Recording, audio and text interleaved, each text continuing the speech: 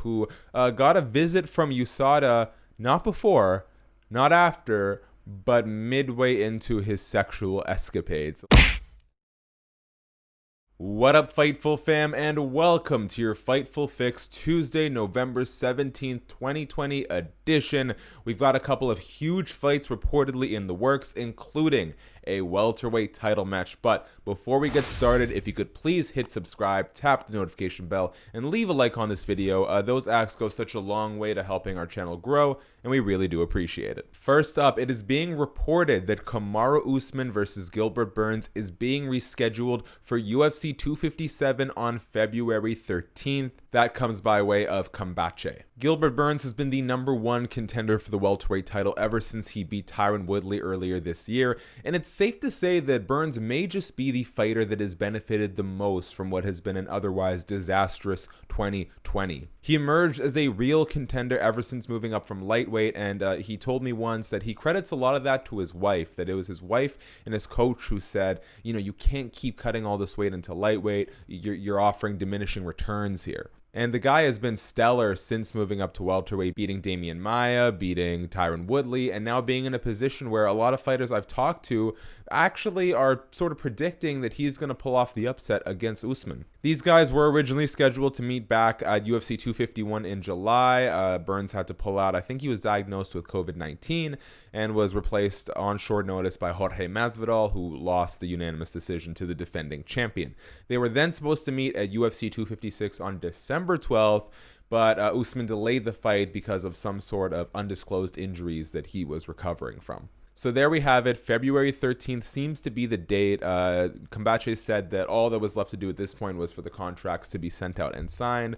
So we'll see what happens there. And ESPN's Ariel Helwani is reporting that Chris Weidman and Uriah Hall will meet on the same card as Usman versus Burns. From a rankings perspective, it seems to make sense. From a matchmaking point of view, I'm not too sure. Uriah Hall is currently number 9 in the division. Meanwhile, Chris Weidman holds the number 10 spot. Both guys are coming off of wins. Primetime is currently on a 3-fight winning streak, which ties his UFC best winning streak. Those wins are over Anderson Silva. That was a 4th-round TKO. Antonio Carlos Jr., a split decision win at UFC Vancouver, if I'm not mistaken. I was there. And Bevon Lewis. Chris Weidman, on the other hand, is coming off of a win over Omari Akhmedov, but that does not tell the whole story. Prior to that Omari win, he was 1 for 5. His first 5 professional losses, all 5 of which were stopped via TKO or knockout. And I think that's important to note because Chris Weidman had a rather tough fight with Omari. It was an ugly decision he grinded out. I think 29-28, if memory serves correct. And it didn't really answer any questions about Weidman's ability to take a shot or where he stands among the middleweight elite. I would have rather him took a bit of an easier fight against less seasoned opposition and someone with perhaps not quite the same devastating striking as Uriah Hall, who really seems to have put together his tools and his mind over these last several fights. When you look at Weidman's last 5 KO/TKO losses to Luke Rockhold, Gegard Mousasi, Yoel Romero, Jacare Souza, and Dominic Cruz, granted these guys are all guys who can hit, but so is Uriah Hall. And I don't know that I want to see Weidman take that sort of damage at this stage of his career until he's proven that he's really made a turn. In fact, there were a lot of interesting guys that Weidman could have fought just outside the top 10, but the way he's been challenging Israel Adesanya as of late, it seems that Weidman is really intent on fighting up the ladder, not down. And let's make no mistake, I mean, I guess his stock would have been much lower had he lost to Omari Akhmedov, but it's not particularly high right now. Meanwhile, Uriah Hall, who still, the Anderson Silva fight was competitive until it wasn't. Bevon Lewis, if I recall correctly, he was actually losing that fight until he got the knockout. And Antonio Carlos Jr. was a split decision. We don't really know his ceiling either, but I think it's much higher than Weidman's right now. And I would have much rather seen Weidman take a fight like Edmund Shabazian, who's coming off the Derek Brunson loss, Marvin Vettori, who's really looking for a high-profile opponent. Or, you could have even done it with Ian Heinisch, but now Ian is matched with Kelvin Gastelum. In fact, I would have even preferred that. Kelvin Gastelum versus Chris Weidman. Chris Weidman has a submission win over Kelvin Gastelum.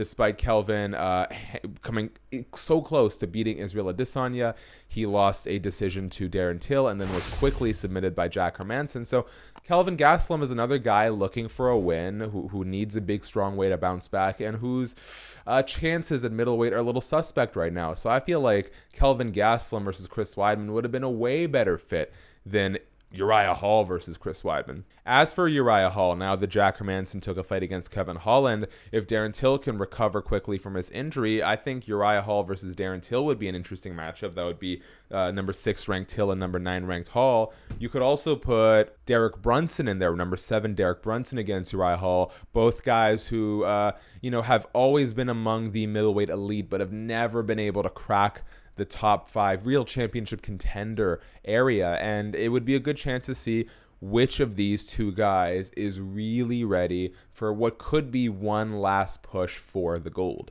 And I wouldn't be me if I didn't bring up this absolutely hilarious story involving UFC fighter Yancy Medeiros, who got a visit from USADA not before, not after, but midway into his sexual escapade. So let me just read you the tweet. Quote, "Having sex in my living room and USADA comes pounding on my door at 8 p.m. Best part, him trying to be all professional as I look him in the face, knowing this fool heard everything going down. Been tested pre and post competition, but during is a first." Shout out to Yancy for not only making light of that hilarious incident, but also the little comedy touches in there during competition was a nice touch. I appreciate that. And of course, Twitter is far too immature to just leave it be. I want to give a big shout out to UFC commentator Brendan Fitzgerald, who simply replied, "Full mount." And finally, for the Fightful Pro Wrestling fans hopping over onto this side of the pond, Eric Bischoff, former WCW boss, says that he was once offered to buy the UFC for $2 million. Now, ignoring inflation, that number is staggering when you think about the fact that in 2016, UFC was sold to WME IMG for $4 billion. Not only did Eric Bischoff turn down the offer to buy the UFC for $2 million, he didn't even return the phone call. Now, hindsight being what it is, Eric Bischoff was a martial artist, and so he said that did intrigue him, but in regards to a business, he didn't really think too much about it. Hindsight being 2020, obviously he would have loved to have made that purchase, but you snooze, you lose. And also, you hear all these stories about people who were offered to buy the UFC. Ultimately, of course, it was the Fertittas who bought it and Dana White who sort of led the charge. And a lot of people say, like Eric Bischoff did, knowing now what we didn't know then, I would have totally purchased the UFC. But I think it's important to remember that the UFC wasn't a success merely because there was a demand or an appetite for the sport. It was a success because of what the Fertittas and Dana White were able to do with it. And, they were on their last legs. They almost gave up on the business until the Ultimate Fighter finale was such a big success. And so I'd say 99 times out of 100, the UFC would have been a total bust under the care of anyone but the Fertittas and Dana White. Anyways, that is all for today's Fightful Fix. Kamaru Usman versus Gilbert Burns is a fantastic fight. So my questions for you today are, 1, what do you make of Chris Weidman versus Uriah Hall? This is actually a rematch more than 10 years in the making. They fought on the regional circuit.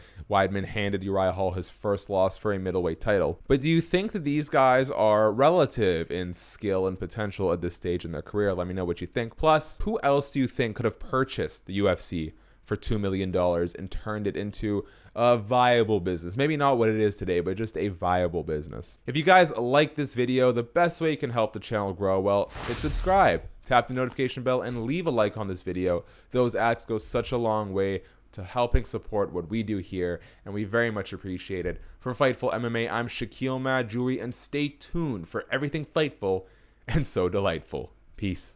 Fightful.